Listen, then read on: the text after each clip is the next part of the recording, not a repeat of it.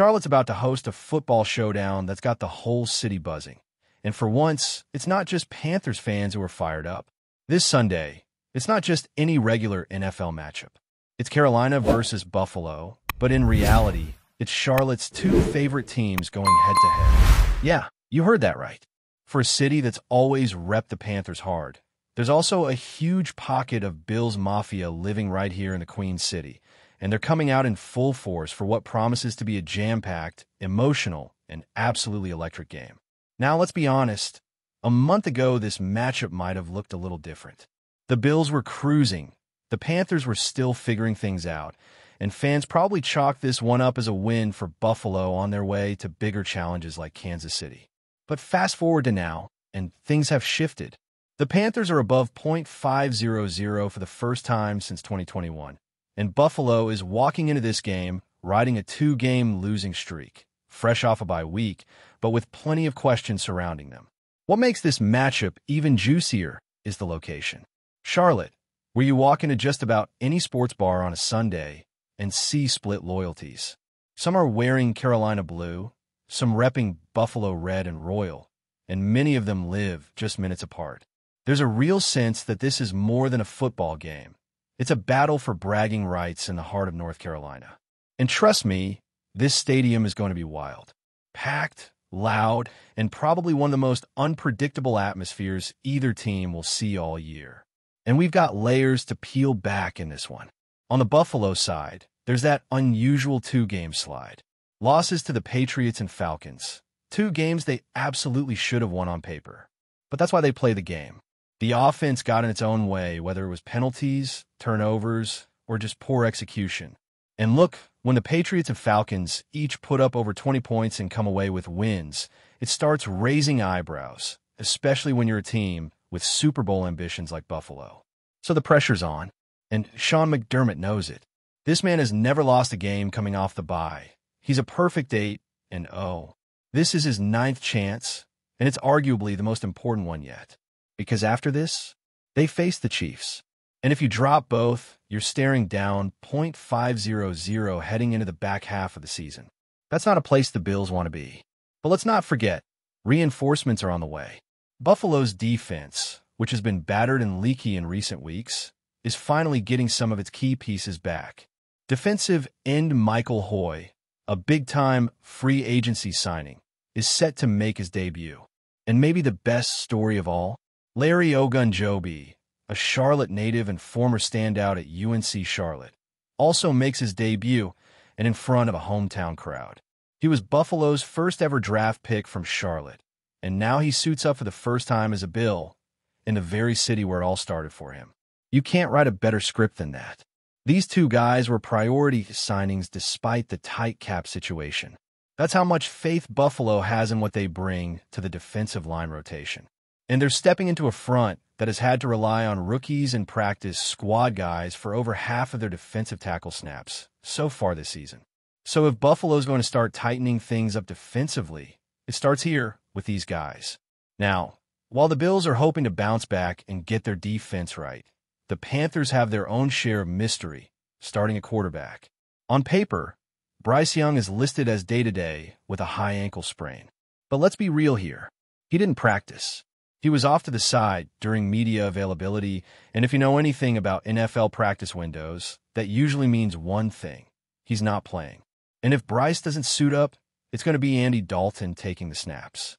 Veteran presence, calm under pressure, and, honestly, that might not be a bad thing. We've seen in the past, when Dalton starts, he's capable of delivering solid performances. Just last year against the Raiders, the guy threw for over 300 yards. That's something Carolina hasn't been able to say often with Bryce under center this year. In fact, let's call it what it is. Bryce Young has yet to throw for more than 200 yards in any of their recent wins. Not against the Dolphins, not against Dallas, and not even last week against New York. So maybe, just maybe, Andy Dalton gives them a spark. A veteran who can hit his spots, stay on schedule, and keep the offense moving. Especially when you look at this Bills defense, a unit that has been soft in the secondary and vulnerable on the ground. And yeah, that Panthers run game, it's been heating up. Rico Dowdle and Chuba Hubbard have been a legit 1-2 punch, And even though fans are debating who should get more touches, the fact is Carolina's ground attack is clicking. They're top 5 in just about every advanced rushing metric. EPA per rush, explosive run rate, success rate, they're dominating. And Buffalo? They've been one of the worst teams in the league when it comes to stopping the run. We're talking bottom of the league in yards per carry allowed, rushing touchdowns surrendered, and explosive runs given up. So you can see where this is going. If Carolina sticks to the script and leans on the run, this game could swing in their favor, especially if Buffalo doesn't come out sharp early. You don't want to let the Panthers dictate tempo. You don't want to let them wear you down on the ground and chew up the clock while Andy Dalton calmly manages the offense. And let's not pretend like the Bills aren't aware of that. They know the weakness. They know what Carolina wants to do. And they've had 2 weeks to prepare. If Buffalo can come out early, put points on the board, and force Carolina to abandon the run, that's the best-case scenario. Because if this game stays tight and it comes down to clock control and physicality, the Panthers have proven they can win that kind of battle. But here's where it gets really interesting. For all the praise we've given to Carolina's run game, let's not sleep on Buffalo's. James Cook is having a quietly excellent season, and that run game has been much more effective under Joe Brady, who, yes, used to be the Panthers' offensive coordinator before getting unceremoniously fired by Matt Rule. So if you don't think there's a little revenge angle playing in the background for Joe Brady, think again. Coaches are human, and you better believe he's got something extra dialed up for this one. This Bills offense, when it's clicking, is still one of the most dangerous in the league. Josh Allen is still Josh Allen. Big arm, fearless scrambler, and ranked near the top of the league in EPA per play. This is the kind of quarterback the Panthers haven't had to face much this season. Most of the guys they've gone up against have either been average or underwhelming. Allen brings a whole different level of pressure, both through the air and on the ground. He extends plays, breaks tackles, and turns broken pockets into highlight reel touchdowns. So, if you're Carolina, containing him is priority number 1. You're not going to stop him. Let's be real. But can you limit his scramble plays? Can you force him into a couple of mistakes? The Bills have turned the ball over 6 times in their last 3 games. That's a window of opportunity. If you can capitalize on 1 or 2 of those and cash them in for points, suddenly you're looking at a real shot to win this game. And what adds even more flavor to this matchup is the fan dynamic. You got people in Charlotte who were born and raised Panthers fans, and you've got a massive Bills community that relocated here years ago. A lot of those people brought their teams with them, and they haven't let go. On Sunday, it won't be just a home crowd cheering for the Panthers. You'll see a sea of red, white, and blue in those stands too. This might be the only time this year where both fan bases feel like they're playing at home, and that's going to make for a crazy environment inside that stadium. And here's the thing. There's no love lost between these 2 franchises either. There's so much crossover between the front offices, coaching staffs, and even players. Buffalo has long been nicknamed Panthers North because of all the former Carolina folks up there, from Sean McDermott to Brandon Beane and several others. But that nickname's lost its charm in Buffalo lately. Bills fans want to be seen as their own entity, not just some extension of the Panthers' past. So this game? It's personal in more ways than one. And if we're talking about storylines that add more fire to this game, let's circle back to Andy Dalton. Look, Bryce Young was supposed to be the guy. Number 1 overall pick, face of the franchise, and every snap this season has been about developing him, getting him comfortable, and building for the future. But the present? That's Andy Dalton's show now. And he's not some rookie stepping into the fire. This is a guy who's been there, done that, seen every defensive look you can throw at him, and most importantly, he knows how to get the ball out quick and on time. With Bryce, the Panthers have struggled to move the chains consistently, and the passing game has been, let's be honest, very limited. The flashes are there. You see the arm talent, the mobility, the awareness, but it hasn't come together for 4 full quarters. With Dalton, you're probably not getting highlight reel plays, but you're getting execution. You're getting rhythm. And against a Bills defense that's been offering plenty of open space in the middle of the field, that could be exactly what Carolina needs. And don't forget, Buffalo's secondary isn't what it used to be. They've been giving up chunk plays, they've struggled with communication, and now they've got guys like Taylor Rapp possibly heading to the bench. Jordan Poyer might be back in the starting role, and while he's a veteran presence, this unit still hasn't clicked the way they were expected to. That's where Carolina could try to steal some plays. Quick throws, easy completions. Let your guys make plays after the catch, and keep the Bills' defense chasing.